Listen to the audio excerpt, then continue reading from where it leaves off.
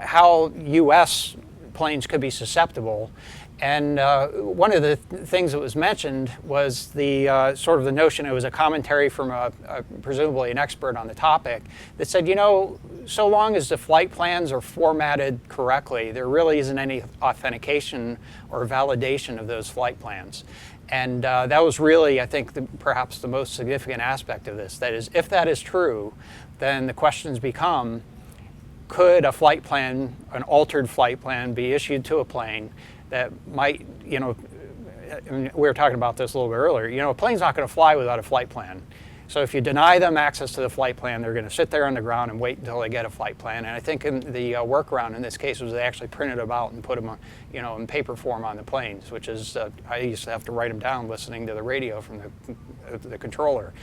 But, you know, ultimately the question becomes, can you do an altered flight plan that might put the plane at risk? And that's an interesting question. I think really there are checks in place that would, you know, normally under normal circumstances prevent things. Pretty much every flight over any land mass certainly in the United States and pretty much around the world is covered by radar now and an air traffic control system. That's there to basically keep planes separated.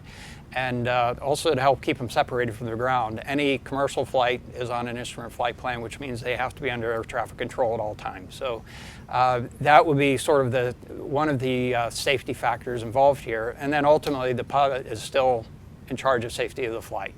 And they would have charts to be able to say, you know, for example, if a flight plan tried to fly them at too low of an altitude, if they're paying attention to what they're doing and not too complacent about it, they should be able to, you know, verifying that if they get an altitude direction or something like that, it would not, you know, fly them into the ground or into some type of a dangerous place.